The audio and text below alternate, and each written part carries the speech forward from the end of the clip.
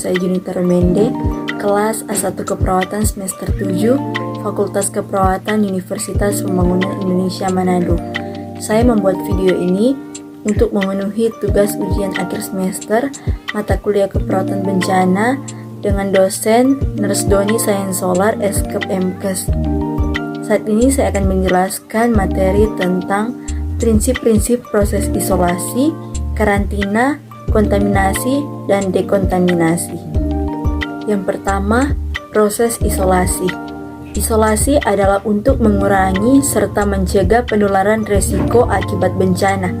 Isolasi yaitu pemisahan seseorang yang diketahui memiliki penyakit menular akibat bencana yang terjadi. Isolasi berdasarkan status yaitu pengurangan resiko seseorang yang terinfeksi berdasarkan status penyakitnya. Sedangkan isolasi berdasarkan perilaku yaitu pengurangan orang yang terinfeksi yang melakukan perilaku berbahaya. Selanjutnya, proses karantina. Pengertian karantina. Karantina merupakan hal di mana masyarakat diisolasi untuk mencegah penyebaran penyakit akibat bencana. Proses karantina ini juga bertujuan untuk memisahkan dan membatasi pergerakan orang yang terkena penyakit menular untuk dipantau apakah orang itu benar-benar sakit. Karantina dilakukan sesuai periode waktu ditentukan. Proses karantina ini bila mana setiap orang memiliki keharusan untuk diisolasi minimal 40 hari apabila orang tersebut dicurigai memiliki penyakit infeksi menular.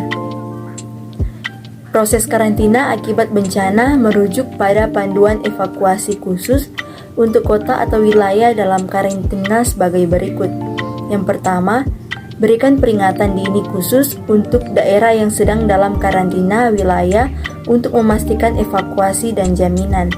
Yang kedua, buat rencana evakuasi darurat kontingensi untuk situasi karantina wilayah untuk mencegah kepanikan. Yang ketiga, peningkatan penyebaran infeksi. Rencana respons bencana berdasarkan format garis waktu yang mencakup waktu pengangkatan pembatasan khusus di daerah khusus perlu dipertimbangkan. Yang keempat, pastikan koordinasi dengan otoritas setempat untuk menunjuk daerah yang aman dan rute evakuasi jika terjadi bencana ketika karantina di wilayah.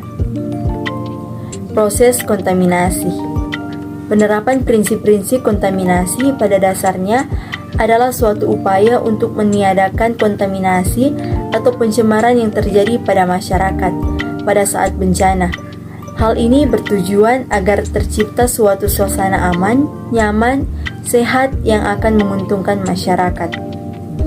Pada dasarnya, prinsip-prinsip pengendalian kontaminasi antara lain sebagai berikut. Melakukan upaya pencegahan terhadap terjadinya pencemaran di lingkungan masyarakat pada saat bencana atau sebelum bencana. Yang kedua, membangun sikap peduli masyarakat akan lingkungan. Yang ketiga, membangun kesadaran diri dan orang lain tentang pentingnya mencintai lingkungan. Yang keempat, membangun sikap peduli terhadap kepentingan orang lain. Yang kelima, meningkatkan kesadaran akan pentingnya kesehatan lingkungan. Proses dekontaminasi. Dekontaminasi korban bencana.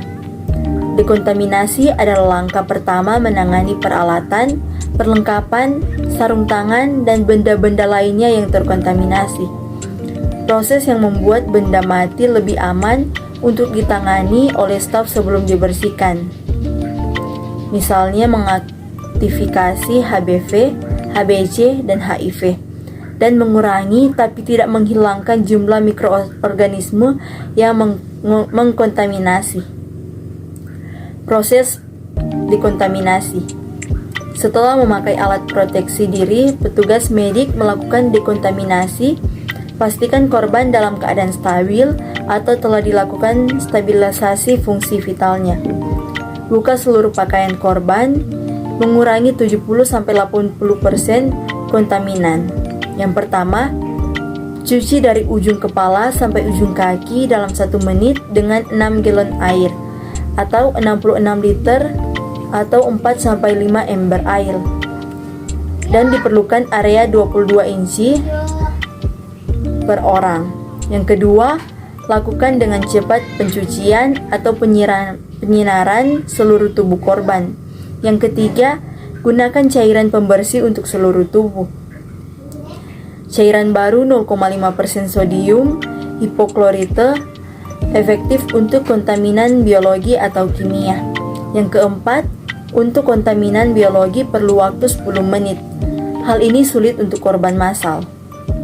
Yang kelima, bersihkan kembali dengan air dari ujung kepala sampai ujung kaki. Yang keenam, yakinkan korban sudah dicuci dengan bersih. Bila perlu periksa dan bersihkan kembali dengan air dari ujung kepala sampai ujung kaki. Yang ketujuh, keringkan tubuh pasien dan ganti berikan pakaian kering dan bersih. Yang kedelapan, korban dimasukkan ke ruang UGD atau IRD sesuai kriteria triage.